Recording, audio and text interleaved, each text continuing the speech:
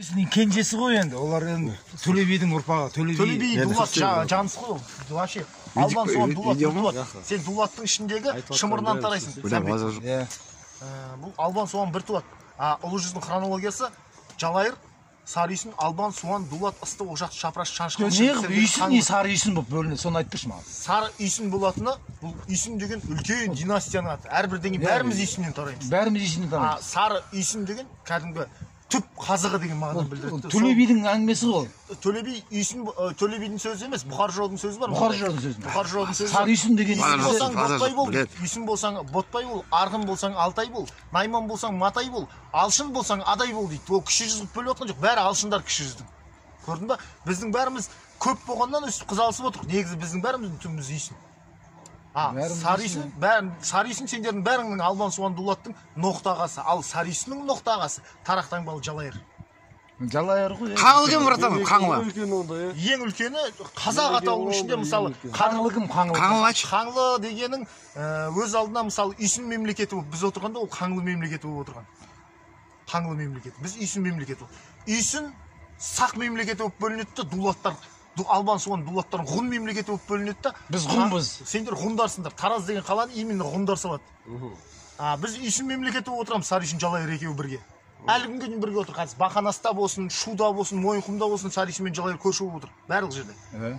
Барлық жерде екеуі құмның бойында, екеуі өмір бойы, екеуі туған ағайын екен.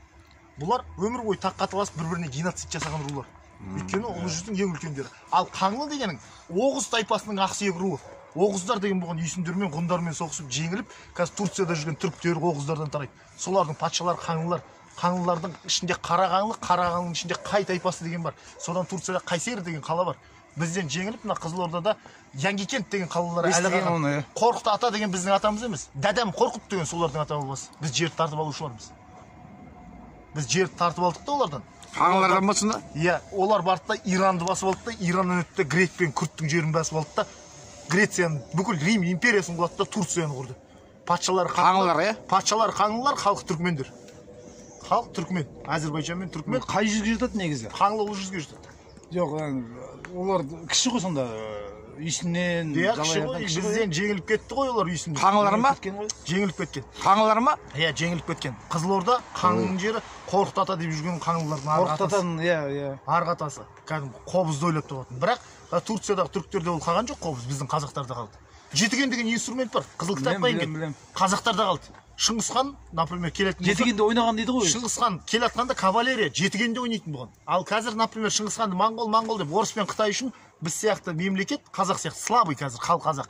Өмір бойы елдің бәрін сықты деген тарих керек жоқ. Айдаладағы моңғолдар деген қазіргі моңғолдар, бұрынғы моңғолдар емес.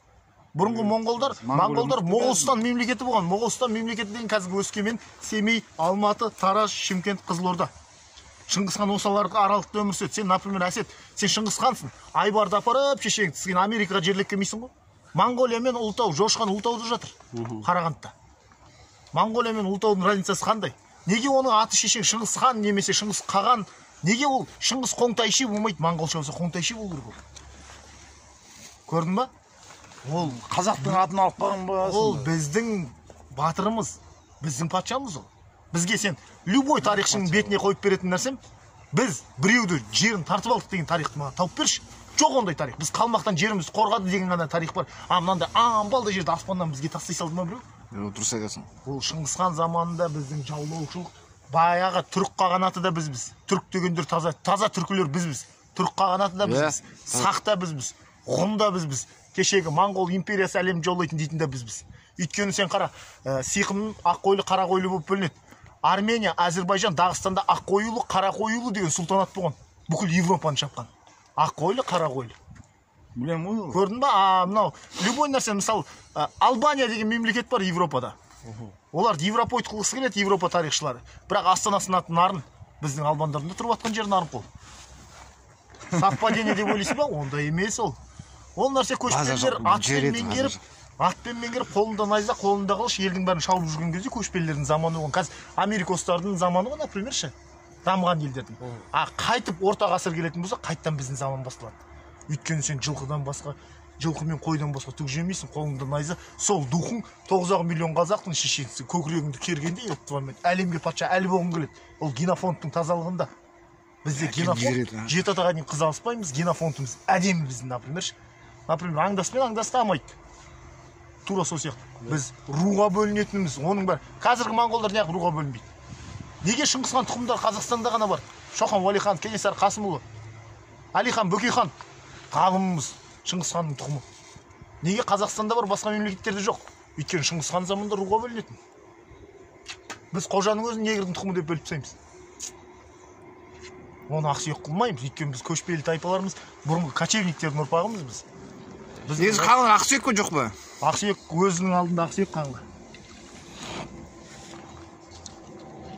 Қаңлының ішінде ақсүйек, бірақ үйсінен жолы төмен ол.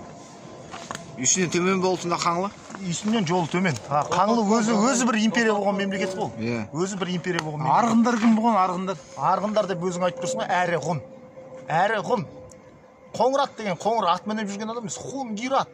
Ғұн ол да. Ол да ғұн. Бірақ ғұн империясын құрушы ақсүйек тайпа дулаттар. Ол сөзсіз тезек деген патшасы. Найман шыбардан? Найман 9 оғыздарға жатады. Найман, Қаңлы бір-біріне туысқан, екеуі де оғыздан тарайды. Жоқ, біз Найманға тұсқан болмаймыз, по-любому. Сәнбеттер кімдер, сәнбет? Әрі дулат қол. Сәнбеттен бізде балуан жолақтан басқа ешкіммен мақтана алмаймыз. Айтып тұрмын ғой. 2020 жыл бұрын, 21 жыл бұрын атаң Тараз қаласын салдыртып, Римнан құлдарды алып келіп, ғұн империясының астанасы жасаған. Біз азбыз неге сәнбеттер? Сәнбет көп қой, братан. Дулатсыңдар ғой сендер.